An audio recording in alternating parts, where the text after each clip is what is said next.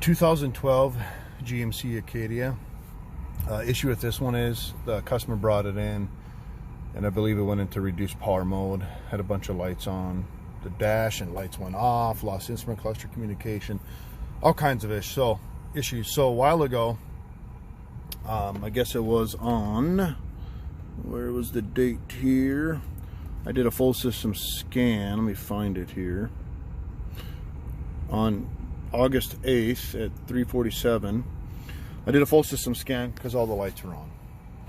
And what I found in there is, let me go get this loaded up. Sorry about the glare. But I had a bunch of codes in the engine computer. First off, knock sensor module performance.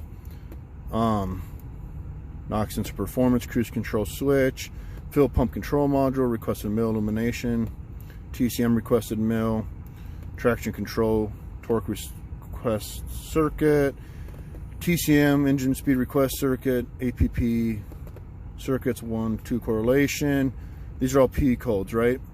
Well, then you get down, so I don't believe these are the actual issues right here.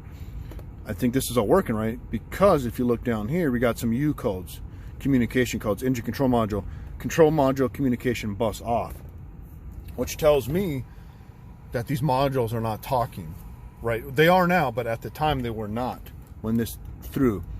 Control module bus A off for the TCM, lost comment to ECM, the TCM, EBCM, lost comment to ECM, PCMA, lost comment to BCM, the electronic module, lost comment TCM, bunch of U codes, right? CAN bus communication, control module A bus off, fuel pump control module. So all these U codes, and if they're not talking, you're going to get these secondary effects from these other codes. Well, now, let's go back in and talk to this vehicle again. So right now we're going to scan it again, and it's not acting up. It sounds like it gets worse after, I believe they said they drive it for 80 miles, and it seems to be a lot worse. We're going to do a topology scan.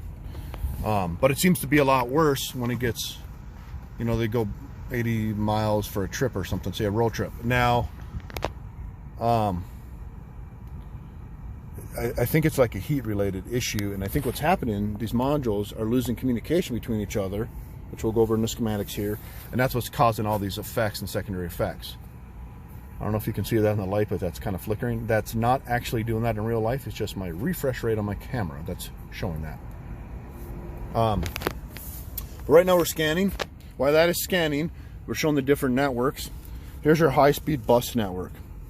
So what we have here is your engine control module, your automatic transmission, your EBCM, your BCM, your vehicle communications interface, your fuel pump control module, and your rear differential clutch module. So what they do is the termination resistor in the ECM is 120 ohms, it says it. And the other term resistor is a data link resistor. When you put these two resistors in parallel, you get 60 ohms across the bus, which we're going to check that later. But right now, if you look, every module is green, which is good. We have no issues right now. And I've driven this thing, I don't know, 3 times so far, just locally around town. And it's been warm, but in the morning I've been driving it. It hasn't been too warm in the morning. It's been like 65, 70. No issues with it acting up. Did it once or twice in the afternoon, it was warmer, but I didn't drive it very far, just around town, and still no issues. We need this thing to reproduce its issues. See what's going on. But if you can see, the blue line there is your high-speed CAN, and then the red one is your low-speed CAN. Well, we got our high-speed CAN here, and then, which is the blue one we said, and then the red one is our low-speed CAN, which is this one. Now you got your heater seat for your driver module, memory seat, liftgate module, all kinds of stuff. Radio. I'm not going to go over all these. BCM, HVAC, theft deterrent, heads-up display radio, instrument cluster, which is right here. Now, I believe that the BCM, I'm going to have to look in service data, the BCM may be the gateway module. I need to verify that. And that's why when these modules talk, I don't know if it's the gateway module or not. I need to verify that. But when these modules talk, they're all going through each other, and I'll need to communicate. So we need to look at that. And then this last one is your LIN bus, which is not, I mean, it still has the fuel pump control module, EBCM, window motors, BCM, stuff like that. So what I need to look for is on pins 6 and 14 at the DLC, data link connector down there. Pins 6 and 14 is your CAN high, CAN low, going to that for your high-speed bus. And then over here, your low-speed bus on the DLC is pin 1, and then it goes to this junction connector for all these other ones. Then it splices up to another junction connector. That's a low-speed bus. And then see right here the LIN bus, where that one ties in at. We're gonna have to get another schematic to see where this one ties in at. Or if this one doesn't tie into the DLC, it's just tied between modules themselves for the LIN bus. We'll verify that as well. But I don't believe that's not the issue we're having with the LIN bus. We got between a low speed bus and a high speed bus issue. Not now, but we did earlier. So what I'm gonna do now is I'm gonna escape out of this because we have no issues right now. I want this to act up. I'm gonna go to my oscilloscope, bus measurement, going through my VCMI there. And again, everything is good to go so far. Get this set up. So there's my high-speed bus. CAN high, then go to CAN low. And again, if you watch any of my videos, what I'm looking at, CAN high 2.5 bias voltage means don't do nothing, and it goes to 3.5, 3 3/4. There's your zeros and ones, that's your message. And then CAN low is going to be the same thing, but a mirror image of it for redundancy. So if you like to zoom in on these, so I'm trying to film and do this at the same time. This is your zeros and ones. This is your square wave, you know, 001100, whatever that is, may mean turn and fill injector on or whatever it may be. But this looks fine. For right now, the bus looks completely good. So what I want to see is when we're driving is, I really want it to have it act up. You know, we can put a trigger on there. I'll do that later, but we can put a trigger on there and see if we get it shorted to ground or shorted to voltage, or we get a sawtooth pattern. You know, if it's shorted down to 0 volts, we got a short to ground. If it's shorted to 5 volts, we got a 5 volt reference shorted to it. If we're shorted to 12 volts, we got a 12 volt reference shorted to it. But if we have like a sawtooth pattern in here, it could be a loose pin retention. So we need it to act up so we can see it on the scope and go from there. But before we go for a drive here, now I'm on pin 1. So earlier I just showed you on the scope I was on pin 6 and 14. Focus camera, 6 and 14. Now I'm on pin 1 for the low speed bus right here. Well, if you look, pin 1 is 0 to 4.85 volts, right? So, put an 8 volt scale.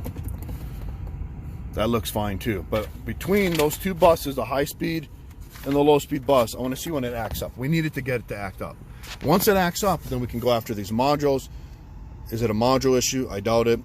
Is it something shorted? I doubt it. Is it a pin retention? That's highly suspect, especially since it seems like when they drive it, it does it, you know, at higher temperatures. I mean, being hot outside and for longer periods of time. And then we got to isolate that down, which this does and can take a decent amount of time depending on how it shows its phase. So we'll go drive it and go from there. So I've been driving around town here back and forth up and down the airbase road here, and nothing's acted up yet. The scope, the CAN high, and then the CAN low, everything looks fine right now. I've probably been driving, I don't know, 30 minutes or so, maybe so far. Just back and forth up and down airbase road. what I need to do is keep doing this, but I think what I'm going to do is come back later this afternoon, or maybe even another day when it is warmer outside, because we're like 70, 75 right now, so it seems like it's worse when it's pin retention, or pin retention would be worse when it's warm, I mean. So I need to look at that. I also did notice the seat here. I went to move it back to recline it a little bit, and it goes back, but it never moves back forward. So I had to take a power probe to move it back forward. I can tell somebody's been in there, down there by the plastic, because there's some pieces that are unhooked and so forth. So just something I noted, but that's nothing with the CAN bus issue. I think there's definitely a switch issue, because I did that with the power probe, and that's good. So again, nothing. I'll continue to drive a little bit more, and I'll come up with a plan of attack. All right, I'm driving another 15-20 minutes back and forth up the road, and now I'm looking at the low-speed bus. Still nothing's been acting up. We get back to the shop, we'll do a full system scan, and then I don't think we're gonna find nothing yet. Like I said, I think what we need to do is it's supposed to get like 100 and some degrees today, 102, 103, 104, which is ridiculously hot. But I think we need to get in there when it gets that hot, drive it again. It may take an hour or two for this to come up, and we can see it on the scope and go after a module. Yes, I moved some wires around on the modules at the ECM, but I didn't see nothing act up. But we need to see it act up before we really start doing that, because otherwise we're not going to find it, or it's going to take a lot longer to find it. We don't want to disturb too much. We want to see where the issue lies. All right, so we're back at the shop. We probably drove it for, I don't know, maybe 45 minutes back and forth, and nothing acted up. And our low-speed CAN looks completely fine, and in our high-speed CAN looks completely fine for a CAN high, CAN low. Oh, go back to that, and then what we're going to do is, like I said, one more full system scan, and then we're going to have to wait till it gets warmer for this thing to act up, because we need to see it on the scope. I've done one like this before in a Chrysler. I've done several different ones, but I mean, sometimes it takes hours to find it, and it's a very intermittent problem. Sounds like after 80 miles when it does it. Well, that tells me, you know, it's hot out when they're driving, the sun's beating down. I don't know if it's a bump related thing, hitting bumps. So for us to find out, I think we're gonna have to do that same thing. We're gonna have to resemble what the customer is doing and driving it like that, and that's how we're gonna be able to find this issue. It's either that, or we have to wait till the customer drives it and it comes back up and we look at it, or re-drive it and it comes back up. It's kind of up to their call what they want to do with it. But yeah, everything is green. Like I said, when I first scanned this back a week or 2 weeks ago, whatever it was, this was all red, but it was old stuff, and it was all old stuff, and now it's all good. So yeah, everything's green. So that'll probably be it for this part 1 of this video. We'll see what we decide to do next. There'll be a part 2 if they want us to continue to go farther, but we need to find this bus issue and go from there.